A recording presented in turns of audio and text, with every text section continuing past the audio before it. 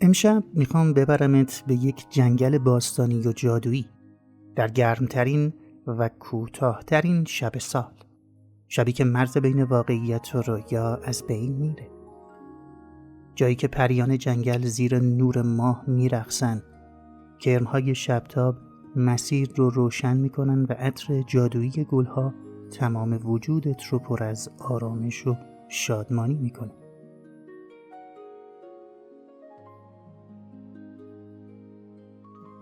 یه نفس عمیق بکش و امشب خودت رو به این رویای تابستونی بسپار.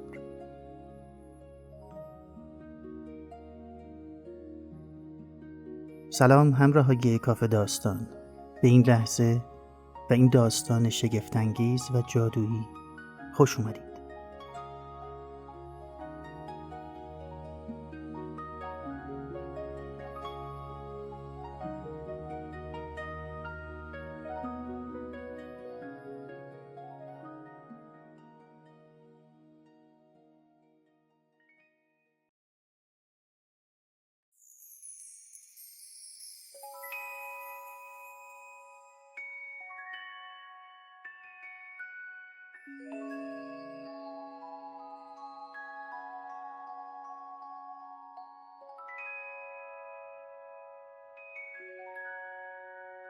شب نیمه تابستون فرا رسیده بود. هوای شب گرم، نرم و پر از زندگی بود. من و تو دست در دست هم از حاشیه یک دهکده قدیمی عبور کردیم و وارد جنگلی کهنسال و انبوه شدیم.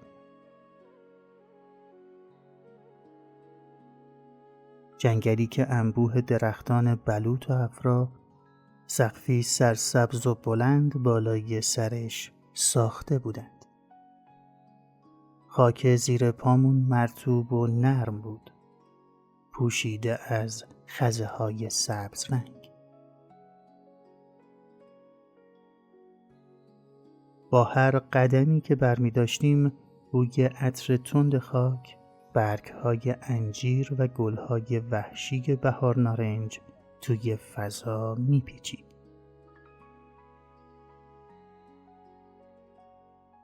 در میان تاریکی ملایم شب ناگهان اولین کرم شبتاب روشن شد.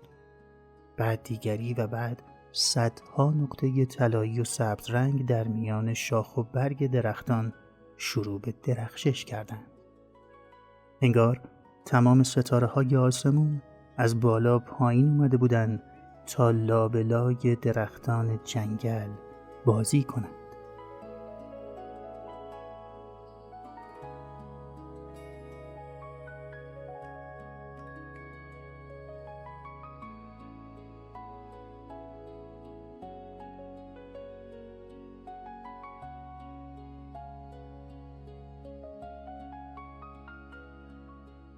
راه رو ادامه دادیم تا به یک مسیر باریک و سحرانگیز رسیدیم.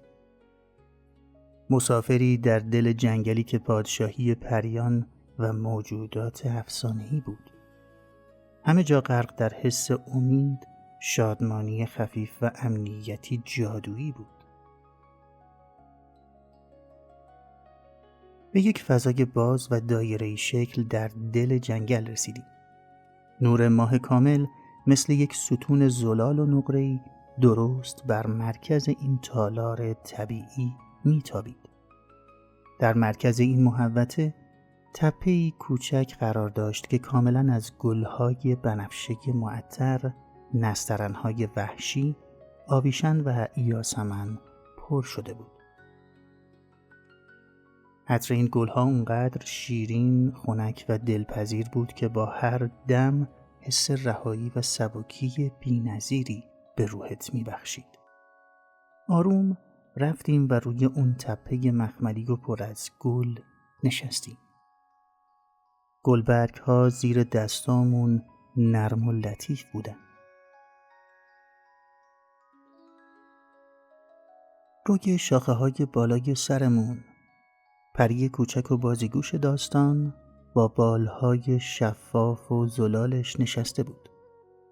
اون با لحنی پر از مهر و خنده‌ای ملایم مشتی از گرده‌های درخشان و طلایی گل‌ها رو توی هوا پخش کرد. گرده‌ها مثل برف گرم و نوری شاداب آروم آروم روی شونه‌ها و موهای ما نشستند. با پخش شدن اون گرده‌های جادویی موجی از شادمانی عمیق، خنده‌های آروم و صمیمیت توی وجودمون پیچید. حس این که همه چیز در این دنیا در کمال زیبایی و درستی قرار داره.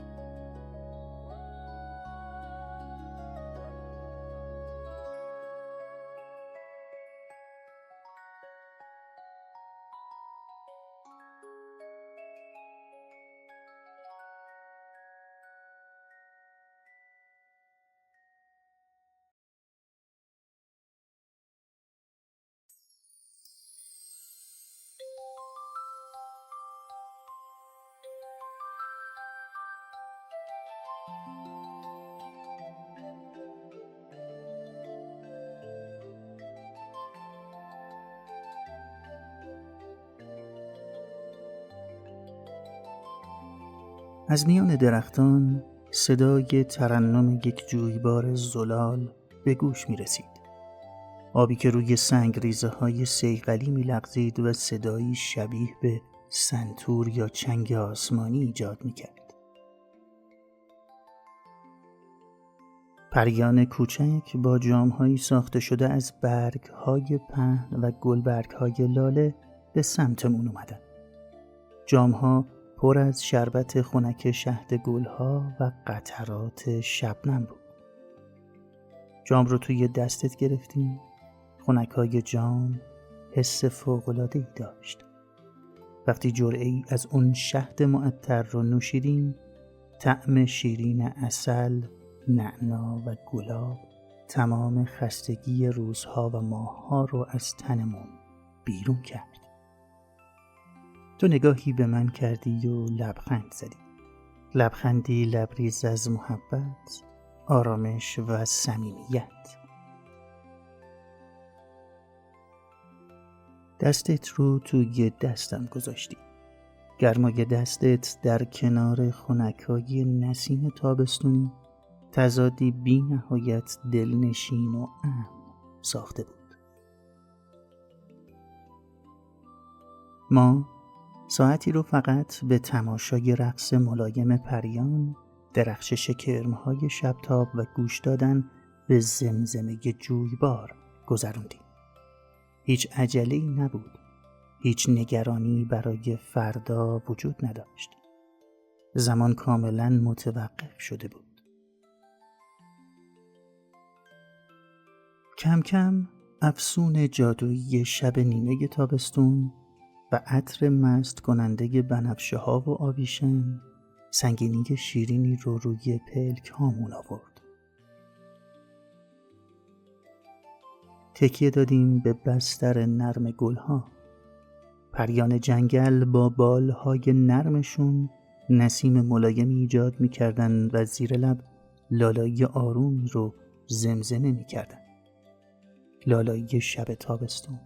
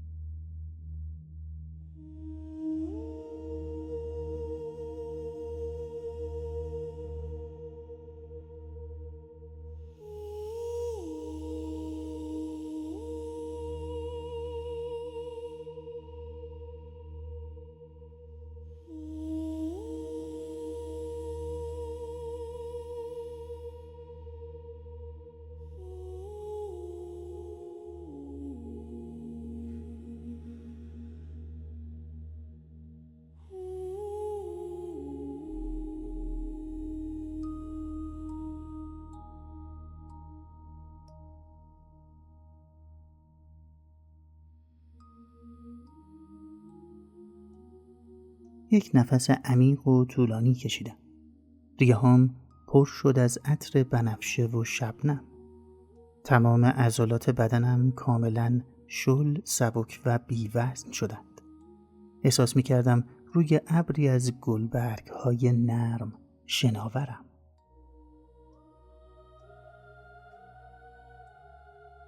چشم‌هام رو بستم.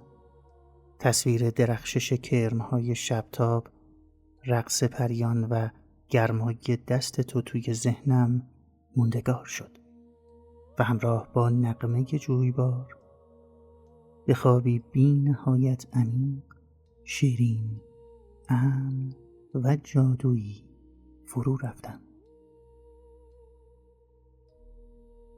خوابی پر از رویاهای تابستونی.